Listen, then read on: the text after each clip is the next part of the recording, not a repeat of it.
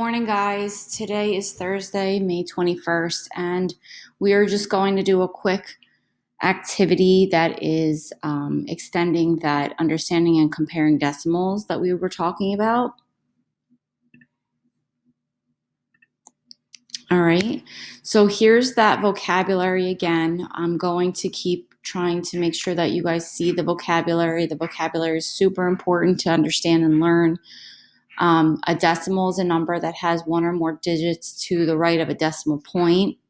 That decimal point separates the whole from the part, or the dollars from the cents, right? So if you look in the picture, you have 0.07. And if we refer to money, it means that we have 7 cents. So if we refer to money, I have 25 cents. I have $1.45, right? So the $1 is the whole, 45 cents is a part of the whole. Okay. This is a picture of what 1/10 would look like as referring to a fraction. Okay, and this is what hundredths looks like referring to a fraction. So remember that we had those base 10 strips. They were split into packs of gum, right? And we split them into 10 packs. And 1/10 of those packs, this is what that picture would look like. All right, and this is our place value chart. So again, if you remember what I said, for every place value to the left, there should be one to the right other than the ones place. Go ahead and switch that. So the ones place is the smallest whole place value that we have. Okay, and then it goes 10 to tenths, hundreds to hundredths. Look at the ending of the word.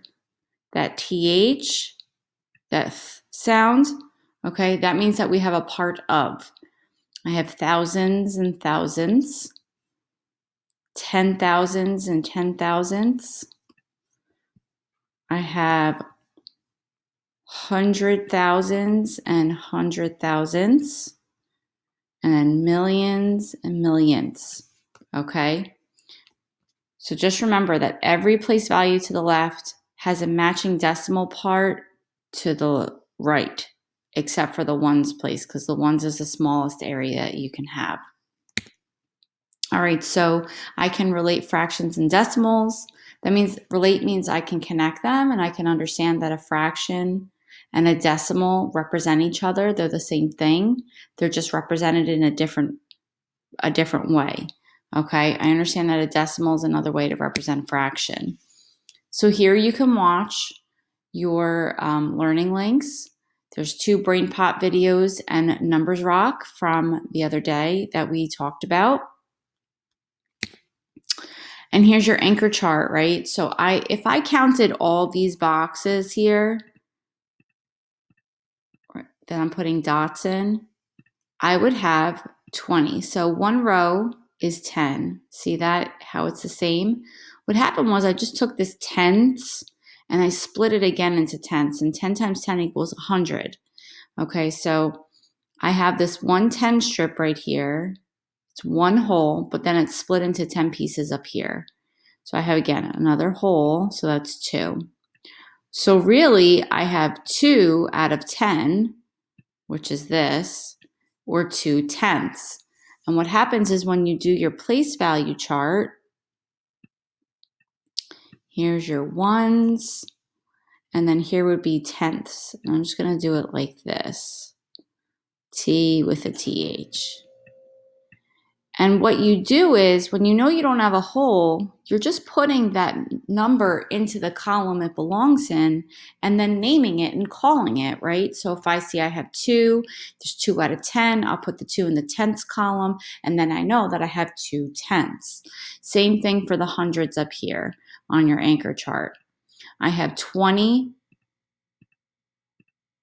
of these, and I know that this is a hundreds cube, so I have 20 hundredths. So if I wrote 20, wherever that last number is that I write, that digit, that's what I call it. Okay, so I have 20 out of 100, so I write 20.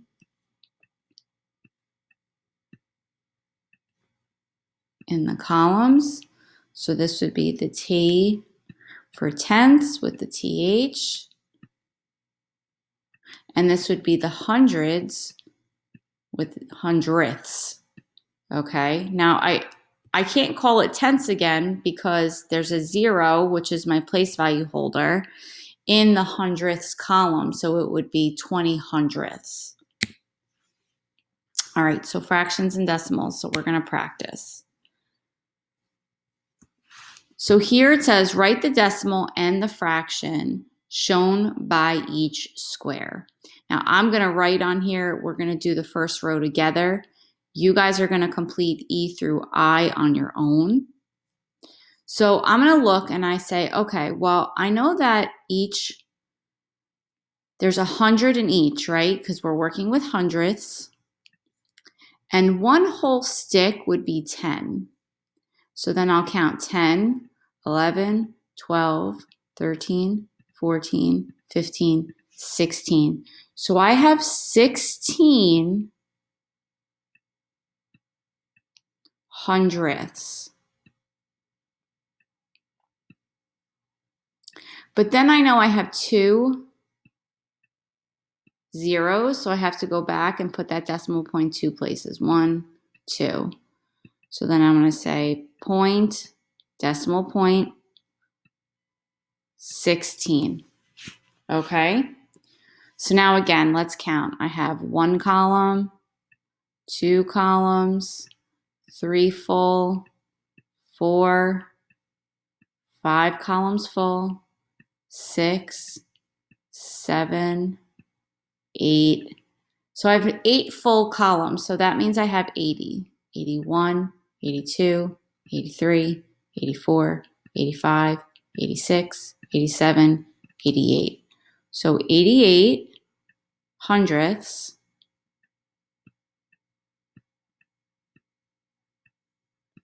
And I know that I need to put my decimal point back 2 places. So it's 0.88.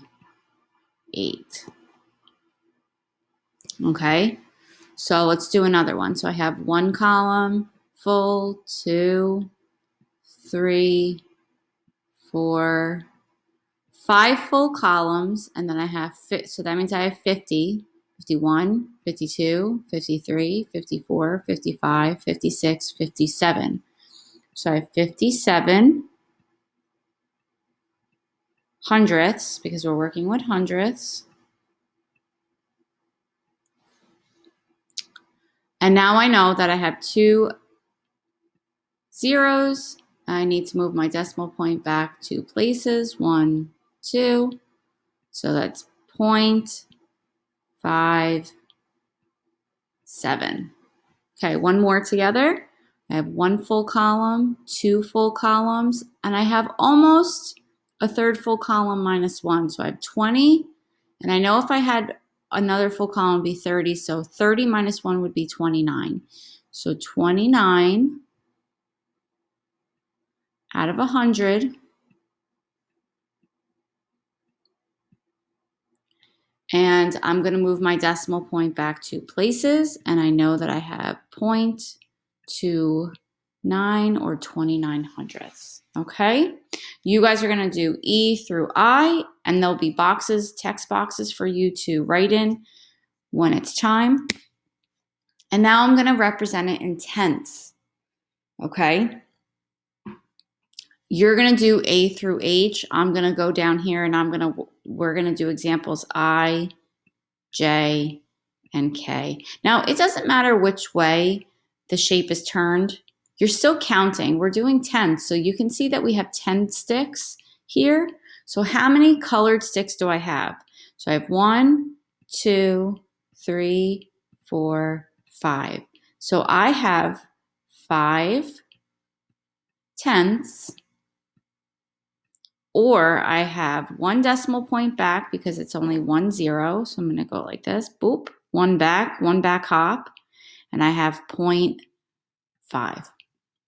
All right, so let's do this one. 1, 2, 3, 4, 5, 6, 7. I have 7 out of 10 or 7 tenths. This is the way I write it. 1 0 back. So I'm going to move that imaginary decimal point that's behind the 7 back, and I'm going to say I have 7 tenths. Now here I have 10 tenths because all of it is full. So if I have 10 tenths, I'm moving my decimal point back one place, and I actually have 1 whole, or I have $1, right? If I was dealing with dimes. So 1.0. So you guys are going to go ahead, you're going to fill in the rest of the examples. There'll be text boxes here for you. And you'll turn it in as soon as you're done. And that is your decimal point lesson for today. When you're done with this, if your name was tagged on the Teams page to complete IXL, you need to do the IXL diagnostic. Some of you are not doing it at all, so you do need to work on that. You also need to do reflex until green light. If you have any questions, post them on the Teams page for Mrs. Lyon and I to help you. And have an enthralling Thursday.